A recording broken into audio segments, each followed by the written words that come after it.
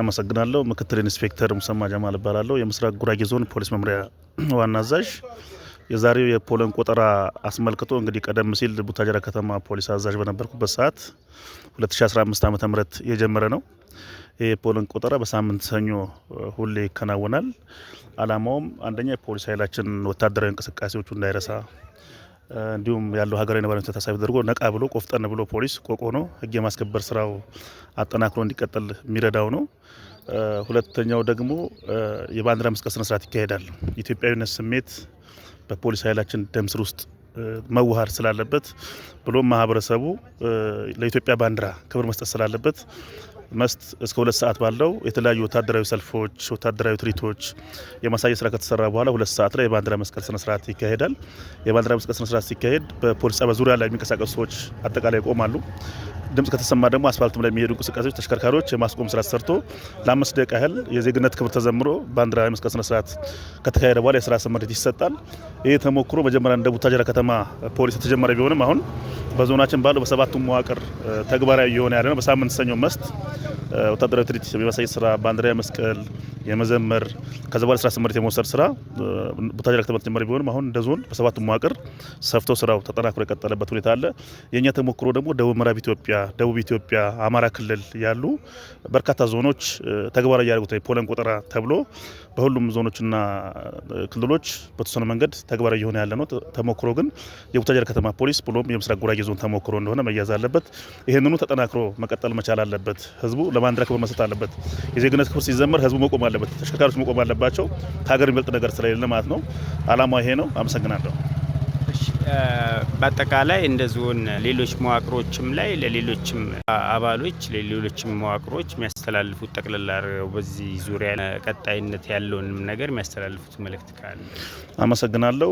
እንደኛ ዞን በሰባቱ መዋቅር ተግባራዊ የሆነ ነው ያለው። ይሄ የፖለን ቆጠራ የዜግነት ክብር ማለት ጉዳይ የተለያዩ ወታደራዊ ሰልፍ መስራት ጉዳይ ተጠናክሮ የሚቀጥል ይሆናል። በዞናችን በሰባቱም መዋቅር ዞን ፖሊስ መምሪያ ጨምሮ በ8ቱ መዋቅር ተግባራዊ የሚሆነው ይሄንን እንደ ሀገር ይሄ ተሞክሮ ቢሰፋ የፖሊስ ኃይላችን ሁሌ ወታደራዊ ዝግጁነት የሚያረጋግጥበት የዜግነት ክብር ዘምሮ ባንዲራ ሰቅሎ ለስራ ሲሰማራ በራሱ የሚሰማው ወኔ ያለና ይሄ ተጠናክሮ መቀጠል ያለበት ጉዳይ ነው። ይሄ ብቻ አይደለም። የምስራቅ ጉራጌ ዞን እግር ኳስ ክለብ በቅርብ እናቋቁማለን። ፕላስ ከዚህ ከፖለን ቆጠራው ከሰልፉ ከትርኢቱ ውጪ የፖሊስ ኃይላችን በሳምንት 2 ስፖርታዊ እንቅስቃሴ እንዲያደርግም ጭምር ጥናት አድርገን መመሪያ ተሰጥቶበት አሁን በቅርብ የአካል ብቃት እንቅስቃሴውም በሳምንት 2 ወጥ በሆነ መንገድ ሰባቱ መዋቅር የምናስጀምር መሆኑን ያው እንዲታወቅ አመሰግናለሁ። በቅድሚያ ስሞትና የስራ ኃላፊነቱን አጠቃላይ ዛሬ ተደረገ። አመሰግናለሁ። ኢንስፔክተር ሀይሬ ሀሰን እባላለሁ። የቡታጀራ ከተማ ፖሊስ አዛዥ።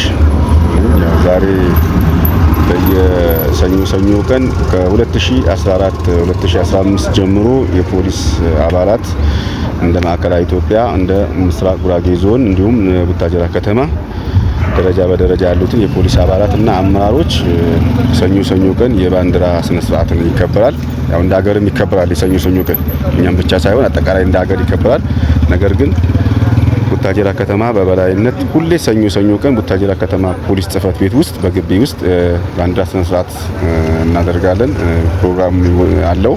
ያ ፕሮግራም ላይ ፖሊሱ ወይም አመራሩ በቁርጠኝነት ለመስራት ወትሮ ዝግጁነትን ለማከናወን እነዚህ የባንዲራ ስነ ስርዓቶችን ይከበራሉ። ባንዲራ ክብር ይከበራል እንደ ሀገርም። እኛ እንደ ፖሊስ እና አመራር በተለይ የቡታጀራ ከተማ ፖሊስም ሁሌ ሰኞ ቀን በአመራሩ አንድ ላይ ሰልፍ በማድረግ ራስን የአካል እንቅስቃሴ ቀደም ሲል 12 ሰዓት አካባቢ እንቅስቃሴ ይደረጋል። የአካል እንቅስቃሴ የማስ ስፖርት አለን። በዛ ስፖርት መነሻ አድርገን ደግሞ የባንዲራ ስነ ስርዓት እዚህ ሰራዊቱን በመጥራት እንቅስቃሴ በማድረግ ሰልፍ በማድረግ ባንዲራ ስነ ስርዓቱ እንዲወጣ ይደረጋል። ከባንዲራ ስነ ስርዓት በኋላ የፖሊስ አመራሩና አባሉ ለስራ ዝግጁ እንዲሆን ይደረጋል። ስለዚህ